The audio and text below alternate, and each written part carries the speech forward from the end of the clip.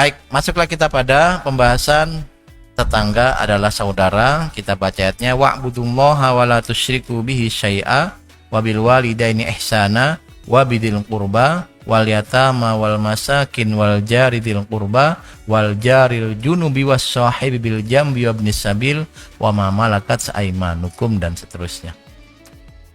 Ini ada satu paket kewajiban buat kita. Anda boleh pahami ini satu paket yang nggak boleh dipisah.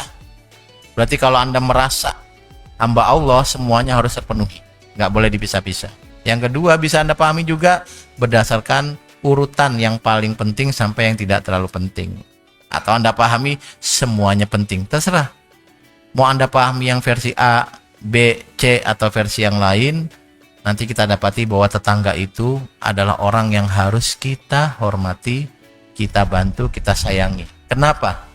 Karena kita juga ingin dihormati, dibantu, dan disayang oleh tetangga kita. Gitu kira-kira. Ayatnya bilang, wa'budullah, sembahlah Allah, beribadahlah hanya kepada Allah, wala tusyriku bihi syai'an, jangan bikin sekutu. Tidak ada satupun yang selevel dengan Tuhan, maka jangan menjadikan apapun selevel dengan Tuhan. Apapun itu. Wabil walidaini ihsana, dan pastikan selalu berbuat baik pada orang tua. Idealnya orang tua kita baik, maka kita berbuat baik, itu normal. Tapi kalau orang tua kita nggak baik, orang tua kita nggak soleh, tetap wabil walidaini ihsana. Rezeki Anda dan saya mungkin bagus, punya orang tua baik, soleh, soleha. Tapi banyak juga orang yang orang tuanya biang kerok. Orang tuanya kalau buat bayar SPP anaknya enggak, tapi buat nyawer ada duitnya. Tuh kadang-kadang gitu ada ya. Perasaan kemarin ketemu di sekolah, ketemu wali kelas, bilang nggak bisa bayar SPP bulan ini karena nggak ada duit. Malam minggu nyawer. Ternyata yang nggak ada bayar buat SPP, buat nyawer ada. Misalnya kayak gitu ya. Ini nggak ada yang tersinggung kan ya? Nggak ada ya. Tetap harus ihsana. Ada batasannya? Ada. Yaitu kita tidak mengikuti perintah yang bermaksiat pada Allah. Tetapi ihsannya tetap harus. Wabidil kurba, dan dengan kerabat. Nah, idealnya kerabat baik sama kita. Tapi kerabat yang rese ada? Ada. Tahu dari mana? Tahu dari teman kita yang curhat. Banyak banget yang curhat punya masalah keluarga. Ada yang masalah keluarga, kakaknya, adeknya, bukan tetangga, pamannya, sepupu, nggak habis-habis. Tetap ternyata harus ihsan dengan proporsionalitas, ya. Wal yatama, anak yatim, bukan apa-apa kita, tapi yatim, tetap kita ihsan. Anak yatim itu nggak punya ayah. Anak kecil kalau punya ayah dilindungi ayahnya. Kalau nggak punya duit, dicarikan uang ayahnya. Kalau lagi sedih, ditenangkan oleh ayahnya dan ibunya dan orang tuanya. Tapi kalau anak yatim nggak punya itu semua, Allah wajibkan kita menjadi orang tua bagi anak yatim, supaya mereka tetap bisa bahagia. Gitu kira-kira. Walaupun bukan saudara, bukan. Tetap ihsan. Wal masakini, dan orang-orang yang masakini. Bukan ya. Orang miskin. Kan ada tuh orang-orang yang tren masa kini, tren orang miskin. Dan orang-orang miskin itu pengen melakukan banyak hal, tapi nggak bisa karena nggak punya uang. Pengen juga bantu orang lain, tapi nggak punya uang. Kadang-kadang pengen makan, nggak punya uang. Dia bukan saudara kita. Al-Quran yang datang mengingatkan kita, mereka tetap harus makan. Dari mana makanan yang kan nggak punya uang? Dari orang-orang baik yang mengenal ayat ini, yang tahu ayat ini dan mengamalkan ayat ini. Teman-teman sekalian, Anda ini jamaah di sini, bekerjalah yang kuat, belajarlah yang kuat, jadi orang kaya, lalu bantu orang miskin. Wal jari dzil qurba, tetangga yang punya kekerabatan.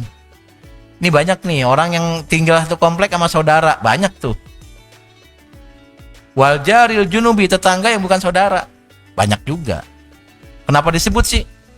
Ini nggak tahu kenapa disebut. Cuma gambarannya bahwa kadang-kadang kita membedakan antara tetangga yang ini dengan yang itu. Padahal Al-Quran bilang jangan bedakan tetangga. Anda sukunya apa? Sukunya Jawa, punya tetangga Jawa dan punya tetangga non Jawa. Kayaknya lebih akrab ke Jawa gitu. Karena kalau dengerin lagu campur sari sama-sama bisa nyanyi. Enggak gitu alasannya. Atau Anda yang dari daerah mana, suka klub sepak bola mana, lalu Anda akrab sama yang klub sepak bolanya ini. Kalau yang nggak suka sepak bola atau beda klub, nggak usah dihormati. Nggak boleh, ternyata tidak boleh dibedakan. Yang pernah terjadi, dan ini bagi saya aneh, pernah terjadi. Tetangga berantem gara-gara capres, gara-gara cagup, itu aneh. Nggak boleh terjadi, nggak boleh dibedakan. Wal jaridil qurba, wal jaril junubi. Nggak boleh dibedakan. Semua tetangga, karena alasan kita menghormati, menghargai orang adalah karena hidup di tempat yang sama dengan kita. Bukan karena alasan keimanannya. Bukan karena alasan kesamaan suku, bukan. Jamaah sekalian, ada hal yang menarik sebenarnya bahwa kalau kita sering mendengar konsep karma, ada yang mirip dengan apa yang ada di kita, yaitu konsep kamata dinu tudanu. Kita akan memperoleh apa yang kita berikan. Anda ketemu orang senyum, dia akan balik senyum. Ketemu orang, isi mas, ya mas silakan. Anda ketemu orang melotot, dia akan melotot. Apa? Malah main nanya-nanyaan ya. Ini orang apa masalahnya, main apa-apaan ini. Anda baik sama tetangga, pasti tetangga baik. Tapi ada Pak, tetangga saya bayain dia nggak baik. Ya mungkin persentase 0,001%. Lumrahnya orang kalau dikasih kebaikan dia akan membalas kebaikan. Kita manusia punya akal. Karena lumrahnya kita pengen hidup di tempat yang nyaman. Berarti kita dengan tetangga akrab. Baik-baik saja hubungannya. Kalau kita melakukan itu semua, tetangga akan melakukan hal yang sama. Teman-teman sekalian, kalau Anda itu punya tetangga yang baik dan akrab, hidup Anda akan sangat bahagia. Ada banyak contoh yang bisa. Saya pikir Anda juga tahu lah betapa enaknya bertetangga baik. Saya kasih contoh. Saya punya tetangga yang sebenarnya jarang ketemu karena sama-sama kerja, tetapi sangat akrab dan saya sangat menyenangkan punya tetangga. Kompleks saya itu baik-baik. Ada beberapa yang kalau dia pergi keluar kota, dia pasti ngasih oleh-oleh. Kerupuk kulit. Kan di sini ada Pak, ya namanya oleh-oleh ya, Anda jangan protes ya. Dan itu artinya nanti ketika saya pergi keluar kota, saya akan belikan juga oleh-oleh kerupuk kulit. Jangan sampai balik modal itu ya. Ya tergantung daerahnya lah gitu. Kalau saya ke Jogja ya saya beli dodol Garut. Kejauhan ya, Jogja ya beli gudeg lah. Kalau ke daerah Bandung mungkin beli mochi. Apalagi kalau Bandung. Kalau misalnya ke Bogor beli Tales. Kalau ke Tanjung Priok beli kontainer gitu, enggak ya. Dan itu asik banget. Perasaan yang bahagia dia jalan-jalan, tapi saya yang di rumah juga dapat ceritanya dan dapat oleh-olehnya. Itu enggak sekali dua kali, sering. Dan saya tidak merasa berat untuk melakukan hal yang sama. Saya lagi ke Jogja, lalu beli bakpia patok. Baru ingat saya namanya bakpia. Itu saya ngitung. Buat dia satu kardus. Nah, gitu kira-kira. Udah kelihatan satu kardus tuh. Apakah saya rugi? Tidak. Karena ucapan terima kasih dari tetangga yang baik itu membahagiakan.